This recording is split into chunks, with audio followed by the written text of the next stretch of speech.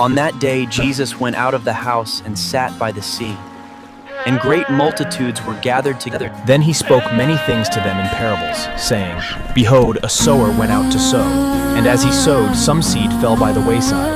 He who has ears to hear, let him hear. Why do you speak to them in parables? Because it has been given to you to know the mysteries of the kingdom of heaven.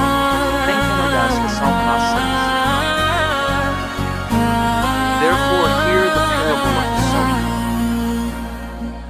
వినుటకు చెవులు కలవాడా వినుమా, హృదయమనే నేలను సిద్ధపరచుమా.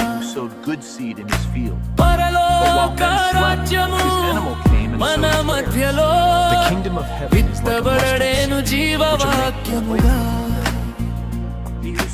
వినుటకు చెవులు కలవాడా వినుమా, ఫలించునేలాగా మారుమా.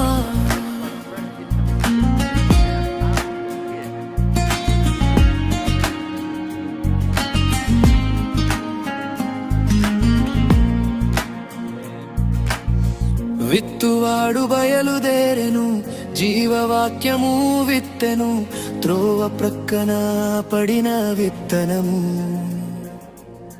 పక్షులు మింగిపోయెను, రాతి నేలలో మొలిచినదే వేరు లేక వాడిపోయెను. ముంగ్లలో పడిన వాక్యము చింతల చేత అణచబడెను. వినుటకు చెవులు కలవాడా వినుమా, హృదయమనే నేలను సిద్ధపరచుమా.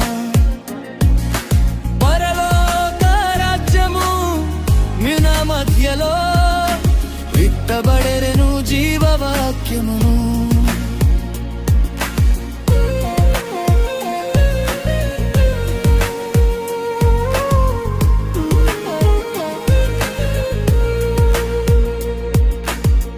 మంచి నెలలో పడిన విత్తనము నూరింతలు ఫలించెను, 60ంతలు 30ంతలు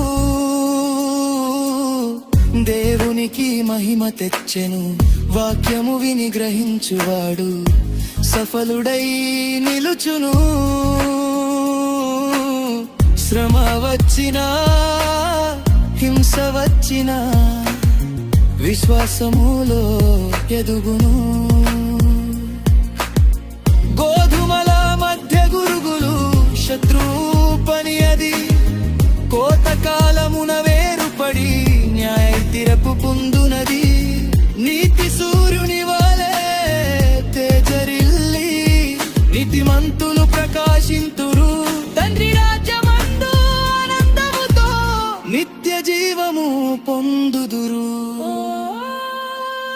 పొలములో దాచిన ధనము వంటి పరలోక రాజ్యము, అమూల్యముత్యము వంటి యేసుని రాజ్యము. అన్నిటినీ అమ్మినా సరే నిన్నే నేను కోరెదను, నా జీవితమంతా నీకే ప్రభు. సంతోషముతో అర్పింతును. వినుటకు చెవులు కలవాడా వినుమా, ఈ క్షణమే మనస్సు త్రిప్పుమా. పరలోక రాజ్యము నీ కొరకే దగ్గరగా వచ్చి ఉన్నదా. వినుటకు చెవులు కలవాడా వినుమా, ఫలించునే